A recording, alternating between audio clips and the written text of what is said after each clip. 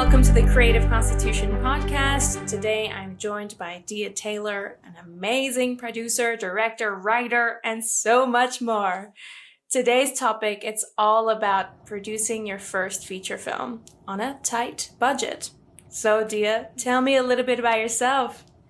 Alrighty. I'm an independent filmmaker based in Melbourne. I've been doing this for about 13-ish years now. And apparently I mainly specialize in producing people's debut features. I've produced about 9 features. Sorry, no, more than that. 11 features, Wow. 7 of which would be people's debut features, so...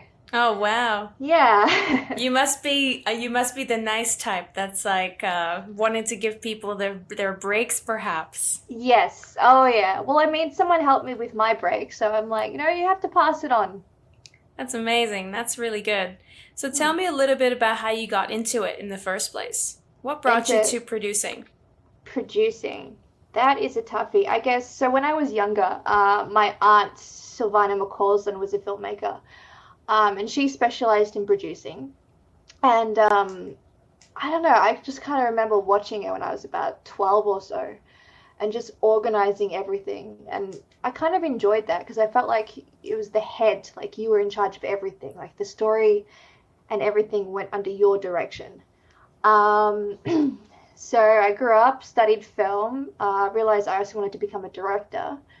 And I kind of learned the difference between the two as well. And I was like, well, I don't want to do one or the other. I want to do both. Mm-hmm.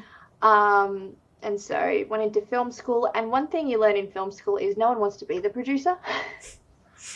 Yeah, for sure.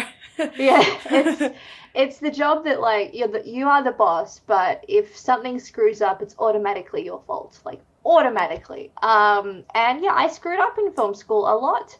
I was always the producer, and there's a lot of things I regret, but you live and learn. Of course.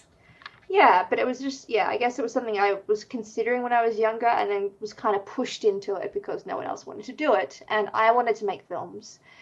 And I struggled to get people interested into what I wanted to make. So I struggled getting people to be like, hey, I'm making this film. Can you help me source these things? That's one thing I struggled with. So I was like, well, why should I get someone else to do it when I can just do it? And so, yeah, I guess that's kind of how it happened. A lot of the time you get into things because of personal frustration, and I totally get that. And it's true. I mean, producing or being the producer is definitely not the sexiest job in the world, is it? No. But it's very important, and a director and the rest of the crew needs to work hand in hand with that person. So tell me a bit, after film school, so you've done short films, I imagine. How did you transfer that knowledge into feature films, and when did that kind of happen? Yeah, so during film school, I actually got a job on my first feature. And because I got that job, I had to kind of defer film school for a while. So I originally started off working on The Green Woman as a kind of assistant. And then Kestra, the director, kind of became friends, and she promoted me to first AD. And then when the film wrapped, and nothing really kind of happened with post, I kind of stepped up again and jumped on as producer. So that's kind of where it started. I guess I kind of just, features and shorts, they're different, but they're also not. I mean, a feature from a creative point of view, it's just a longer short. From a producing point of view, it's completely different. So, yeah, I guess I started from the creative point of view and kind of learned as I went. I did some producing classes in film school, but none that were really kind of like, it was kind of the basics. So I definitely learned a lot more producing films than I did at school, I'll say that. And you learn by screwing up. Like I say this a lot. I screw up all the time.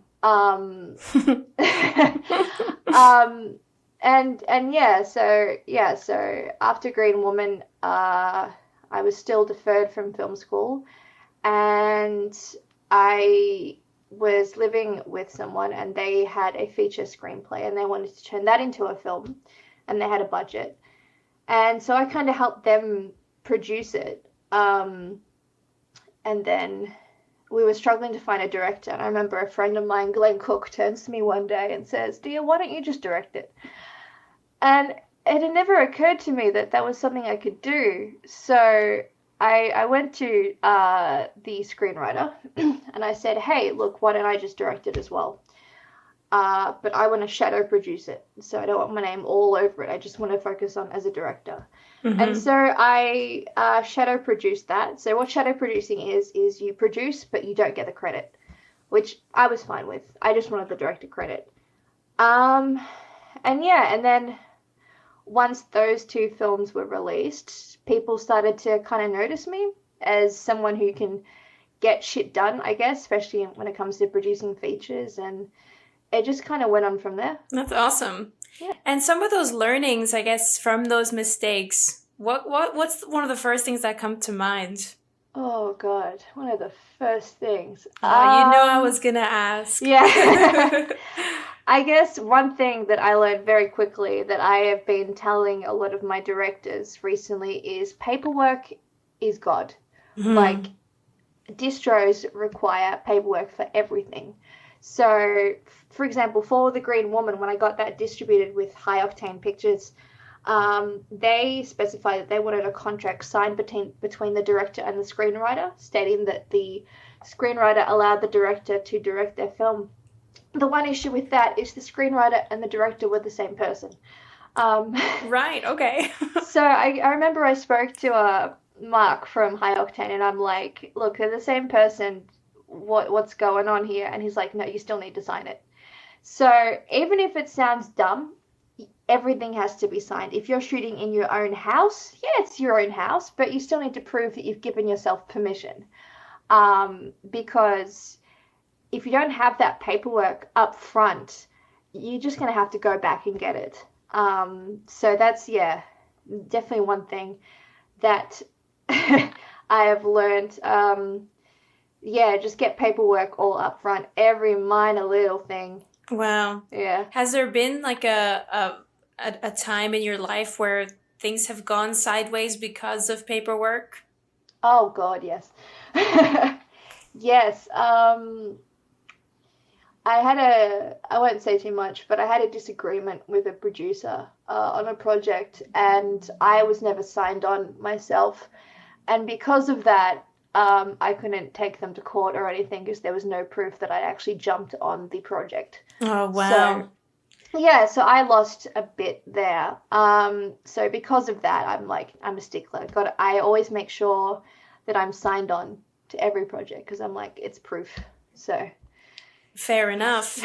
So tell me, how does a filmmaker, a director that's got their little sparkle in their eyes, they want to create something cool, they think they're onto a winner with their screenwriting, they've got a play, they've got an amazing script, they're ready to take to a producer. What happens?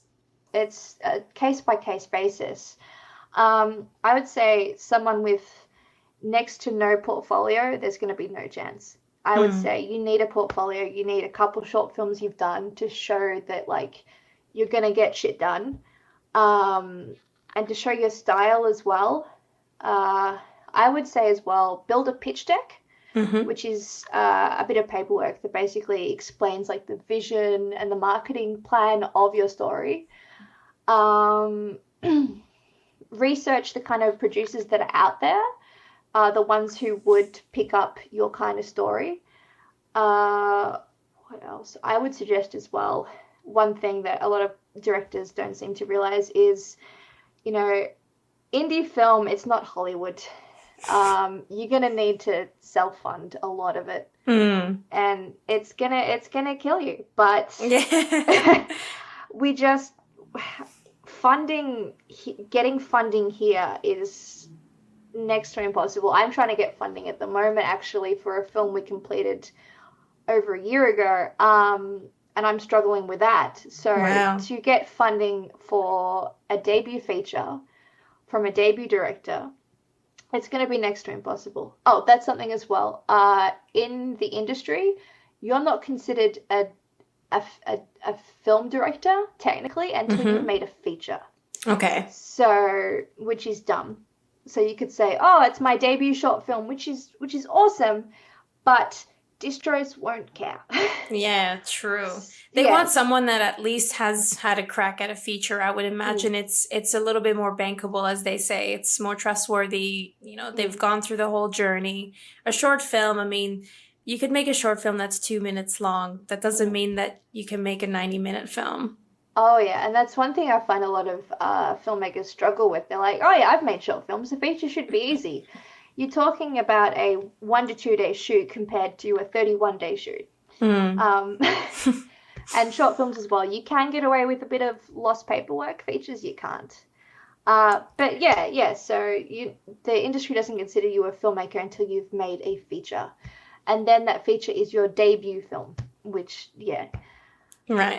And with the feature films that you've worked on, how big are we talking budget-wise? So yeah, I'd say the lowest budget I worked on had a budget of $7,000, which was tough, which was really tough. They cut a lot of corners, and I do not recommend it. I do not. I was just about to say $7,000. That sounds kind of doable. Yeah, look, I say this to all filmmakers. I'm like, if you want to make a good feature, minimum budget is $50,000. 50, all right. 50. I'll say this up front. I've never made a good feature for less. Right. Okay. Yeah. But the most expensive feature I produced is Jet, which is my second directorial feature, which at the moment has a budget of $170,000. That's a good amount. Yeah, it's painful. I unfortunately miscalculated my budget, and a lot of it turned into deferred pay, so I'm slowly trying to pay people back as quickly as I can, unfortunately. But yeah. That happens. Oh yeah. So is it the producer's job to find funds if a director was to bring a producer on board? Imagining that most of our listeners are at their earlier part of their journey. So what does a producer really do? Yeah. So look, in Hollywood, yes, a producer is the one that gets the money. In indie, it's a bit different. Like I said, bring your own money to the table, because it's very rare that another producer is going to fund your film, because we just can't afford it. Right. They can definitely help. Look, I would say, as the director, unless you get lucky, you are the main driving force behind your film. So it doesn't run unless you push it. So you're going to have to put money in. You are going to have to make the time. You're probably going to have to produce yourself a little bit. Because I remember once someone asked me what my hourly rate for producing was, and I said straight up, look, you can't afford it. Like, producing is basically almost a full-time job. So a lot of the producing I do, I say, look, I'm going to ask for a lump sum, and this is going to be it, but you're going to have to help. Right. Yeah, so a producer in terms of indie is basically, they help the film. They're like a project manager. So I'll talk about the films I produced where I haven't been the director. Awesome. Yeah, so when I've jumped on features with other directors, they're in charge. It's their vision. It's what they say goes. You kind of steer the director, and you're like, okay, so you help organize things. You help cast and crew. Help looking for funds, definitely. But like I said, it's very rare to get them. Don't make a film with the hopes that you're going to get it completely funded elsewhere. It's just not going to happen. Yeah, it makes sense. Yeah. But yeah, you're essentially the project manager from start to finish. Helping to cast crew, helping with the shooting schedule, the breakdowns. Yeah, basically, in my experience, everything. You're just the man. Yeah, like I said, the project manager. You're essentially the CEO of the company. Yes. Let's talk about kind of what your favorite parts of the job are. Because obviously there are so many parts to it. What is your personal favorite? Oh, my personal favorite. That's a toughie. There's good and there's bad points. I guess I've got favorite parts in each particular kind of area. So in pre-production, I love casting. I love it. I love to see the actors who are out there. I love to push forward actors who I've worked with before, who I know would be great. And I love to see kind of like the cast be created, like to see the director's vision kind of come to life. So yeah, just seeing like we recently wrapped a production called CCTV Nasty by director Sasha Khanna. And I was there all throughout the casting process from start to finish. And yeah, that really made me realize how much I enjoyed casting. Just we had auditions for like months non-stop, went through like hundreds of people. Wow. Yeah, and just meeting them all and seeing everyone's talent and being like, okay, this person's going to get this role. And just, yeah, so that's definitely one thing I love about pre. Principal photography. Apart from all the stresses that come, I'm one of those producers that likes to be on set. Yeah, that's great. I love it when a producer's on set. Yeah, I'm glad you do. Some people don't. I've been on productions where people are like, what's Dia doing here? It's like, are we in trouble? But yeah, so a lot of the productions that I produce, I also first AD, just because it saves them money, and I started off as a first AD. Oh, nice. Yeah, so I guess my favorite part of that is just, watching it all come together. Post-production, I guess I love seeing the finished product. I mean, post for a feature can take, in my experience, between 1 to 5 years, and just being there at the cast and crew screening, bringing everyone back together. They're all family again. They've all forgotten the crying, the vomiting, the heartaches. Yeah. Oh my gosh. And then by then, the editors have been watching that film like 100 plus times. Oh, yeah. Now, the editors aren't usually at the screening. Yeah. They're probably sick and tired of it by then. They are done. They are so done. We recently had a screening, and none of the post guys were there. I don't blame them. Yeah. I don't blame them. I'm currently in the same kind of stage for post-production and for my own short film, and I think I've seen it 100 times, and I'm like, okay, I get it. Like, this again. Oh god. And you get to the screening, and you have to be impressed with your own work, like, oh wow, I'm laughing at this. Yeah, I haven't laughed at this 50 times before, but oh my god. But just to see the cast and crew who haven't seen it at all, who were there during production but haven't seen any of the dailies, any edits, nothing, just seeing the finished product, and just that sense of achievement. Feeling like, hey, I did something, I created this, I went through absolute hell and heartache and pain, but here it is. Amazing. So with your experience having worked on quite a number of features, and I'm sure you probably get DM'd all the time about producing more features, so would you have any advice for people that are reaching out to producers? And what are the do's and what are the don'ts? Oh, yes. Yes. Let's open the can of worms. Yes. So on my website, I've now stated that we don't take unsolicited screenplays because it was getting bad. Right. Look, producers do get a lot of projects thrown in their face. And a lot of the time it is hard to read every single one and go through it all. So I would say the projects that I've signed myself onto would be projects where I've built a relationship with the filmmaker beforehand, rather than just some random person. Like, I feel like I have to know them as a person before I say yes. Mm-hmm. So I would say, if you want to approach a producer, just get to know them as a person first. Like, hang out with them, talk to them, and then maybe slide in one day being like, hey, so I've got a feature. Networking 101, guys. Yes, network, please. Don't just email me out of the blue going, hey, produce my film. But it works. I mean, to be honest, though, it works the same way for the filmmaker too. I mean, would you rather work with someone that you've never met before, or someone that you've built a relationship with and actually can get along with? Like, you know, some random producer might accept your screenplay, but then they don't like your vision. You know, they might want to take the project completely in a different direction. They might be a not so great person to you. Yeah. So yeah, just reach out to people. Exactly. And yeah, I've worked on films where I've hated some of the filmmakers. Oh, and they've hated me. And the reason that happened is, I didn't sit down with them. I didn't have a coffee with them first. I just jumped on, and then halfway through production, I'm like, wow, I hate it here. Oh my God. Yeah. Did the project go okay in the end though?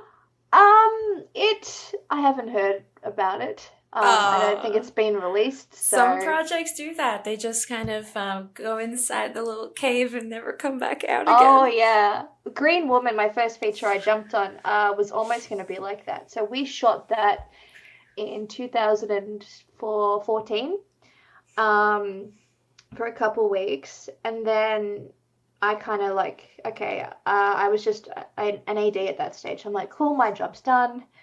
So I left it with the director. Couple of years went by, about 5 or 7, and the film hadn't been released and nothing came out. And people were asking me about it, and I was sick of people always asking me about it. So I basically called up 𝐶𝐏, the director, and said, okay, we're finishing this. And because of that, it got released. And that's one thing I hate. I hate unfinished films. When I was younger, I used to always make unfinished films. They would sit on my hard drives and never be released. But I can't have a film unfinished. It just drives me crazy. So yeah, yes. Yeah, right. Oh gosh, I mean, I definitely feel your pain there. Yeah. I've been part of some projects that have never seen the light of day, so yeah, it just happens. Because it's not only a waste of money; it's a waste of your time as well. Exactly. You got to respect people's time. Like if people have put in the time and effort to be there, the least you could do is at least get it done. Yeah, release it. Oh, I've had some filmmakers go, oh, it's not my best work, or I don't like it. It's like, well, yeah, that may be so, but you've just wasted a bunch of people's time. These people will not work with you again, and they will talk. And then you won't get people jumping on your next project, because then you've got the reputation that, hey, this person doesn't release their films. So 100%. Okay, so producing on a tiny budget. Let's get back to some helpful tips for filmmakers. Okay, so I'm a filmmaker. I've got a feature in mind. I don't have $50,000. Where do I start? Do I crowdfund? Do I bring some people together? Do I go and beg for money? What would you suggest? Dia, you've got all the experience. We want to know the answers. Oof, yes. All right. I would say look at how much money you can put in straight up. And you've got to look at and see what you have access to. So if your film's set in a castle, you're not going to make it. It's just not going to happen. You don't have a castle. So you have to make sure that the film you have works with what you already have. So like Green Woman was shot in a house. Same with my debut feature, Marital Problems, was shot mainly in a house, which we had. CCTV was shot mainly in the city. Places that we have access to. Disconnected, my third feature, was shot all in one kind of country town. So you got to work with what you have. You could be like, okay, so I have access to 3 houses. They could be mine, my parents, and my siblings. Sweet, we've got 3 houses. What interesting things do we have? One of those houses is a farm. Okay, cool. We could build that in. Oh, hey, I have a friend who works in theatre. They have a theatre they use. We could add that in. So work with what you've got in terms of locations. I would say as well, a lot of people love to shoot in one block, which is, look, I get it. It's great. It's just, you get it all out, all done with, and then you have it, which is great. But to shoot in a block of say 31 days straight, well, not straight, having weekends off, you need to realize that your cast and crew have to take work off. So they need a livable wage, and they need that paid to them weekly or fortnightly. You can't be like, oh, I don't have the money. then they walk because they're like, well, I have to pay rent or I have to pay mortgage or people have bills. So you look at that and you'd be like, okay, I can't do it in one block. So for Jet, my feature, I was the same. I'm like, look, I don't have the money up front. I have some money, but it's not what this film's going to cost. So what we did is we shot month by month. Okay. By location. Which then I could be like, hey, to my cast and crew, hey, I can't pay all of you up front, but you'll be paid within the month. You'll be paid before the next shooting block. Right. And they were okay because then they could take other work. And they wouldn't have to be stressed. They could earn other money while they're waiting for my payment to come through. And they were great with that. I think that's a really great compromise. Yeah. It's shooting in one block. You're going to need the budget up front. And a lot of filmmakers I know just don't have, $50,000 up front. It's very rare. I've worked on a few where they have, which has been fantastic because you're shooting a block, it's all done. If any problems come up, you can just pay them off. But a lot of filmmakers can't do that. So shooting by location. So for example, for Jet, we shot 4 days in a cemetery. So we shot those 4, and then the next scene was at a bar, which was a day, so we shot there. The next scene was at a house for 4 days, so we shot at a house for 4 days. So that definitely helps budget-wise. You can kind of save up. I would say definitely utilize students and people wanting to work for exposure. A lot of people starting out do want to do this, but if you do bring them on, make sure they aren't heads of department or lead cast. Make sure... Is that like why do you say that? Is that like a legal thing that you usually would want to do, or is it just so that you kind of protect the film for distribution? Yeah, so the reason I say that is having someone who's not experienced as a head of department is you're just going to shoot yourself in the foot.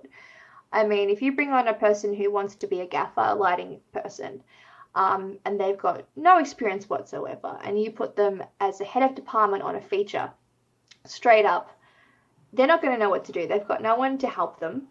The DOP may be able to help them, and also, if they're a head of department, they deserve to be paid. Heads of department need to be on set every single day, in my opinion. And even if your film is spread out over a few months, they still deserve to be paid. So I would suggest bring on people who want experience in like roles like the runner. Runner's good. Or even assistants. Yep. Second AD is always really good. Ask the lighting team, camera team, and split them up. Like, don't be like, hey, you're on set for 6 days. Be like, hey, what days can you be on set for? It's unpaid. But if it is unpaid, I would specify that they get a full credit in the film and online. And expenses covered. So at least they don't go backwards. Yeah. If you're jumping on a film, you don't want it to cost them. So like I would say, if you're in the city, parking being covered. If they have to run around and spend fuel, cover that fuel. If they are one of your extras or something, and they need a specific costume, you buy that costume. So yeah, stuff like that. I was going to say something else. What was I going to say? I don't remember. But yeah. So definitely utilize the help, but don't use them. Yeah. So I think that, it's just a matter of being respectful again. I think it always comes back to that. If you can take the respectful way and to pay as much as possible, and you're like, okay, I don't have this extremely big budget, but I'm doing the best I can, I think that will get appreciated. And then if you create a really cool product in the end and then everyone's proud of it, then even better, right? No, exactly. And be upfront with everyone too. Like, be like, hey, we're a self-funded independent film. We can't pay you industry standard rates. We can't pay you union rates. Look, unions are great. MEAA, fantastic. Like, what they do for the mainstream guys is great. But a lot of filmmakers need to realize that us indie guys who aren't funded can't pay that. It's, last I checked, for a 40-hour work week for a lead actor, it was 350 something a day. Which, look, indie features, it can't be done.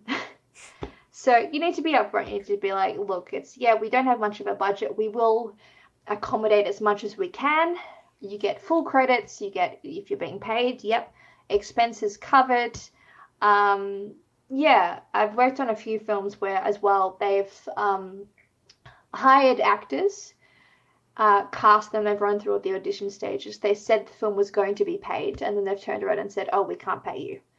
Don't do that. Oh, you got to stay true to your word. Yeah. If you specify in writing that the person is going to be paid, they're going to be paid.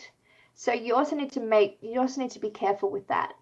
So my suggestion would be to build up a budget estimate first before bringing on any cast or crew, and see, okay, so how much is it roughly going to cost me per day? And then, okay, cool. So who can I pay, and who can I maybe ask to work for free or for expenses? So that is something I would definitely recommend. That way you're not screwing people over. I think that's great advice. Yeah. Very, very good. Okay, so with filmmakers and the whole producing a feature film on a tiny budget, I'd love some closing remarks from you on some advice that these people can take away from today's talk. All right. I would say if you have a story inside you and you want to do it your way, do it. Do it, because the debt, as painful as it is, it's going to be worth it when you have that film out, the film that's been inside you for so long and you've given up so much. When you have that on screen in front of hundreds of people, it's going to be worth it. So do it your way, be fair, but do it. I love that. And Dia, what are you currently working on, and where can people find you? Yeah, so we currently have The Green Woman streaming on a few platforms. We're about to release How Deep is the Ocean, so that should be pretty exciting. Look out for that sometime in the next 6 months. Apart from that, we've got a few films in post-production, such as Wanda and Sully, CCTV Nasty, Jet, and Disconnected. I have currently jumped onto another feature called We Will Never Die, directed by Sebastian Bartoli. They're currently looking for people interested in joining the cast and crew. The budget is very tight, like tighter than usual. So be aware of that, but they are looking for people. So jump on Facebook, We Will Never Die Movie. And yeah, have a look and jump on board. Hell yeah. I'll put some links in the description. Thank you so much, Dia. This was Creative Constitution. We hope you've learned something new about producing feature films on a tiny budget. And we'll see you in the next one.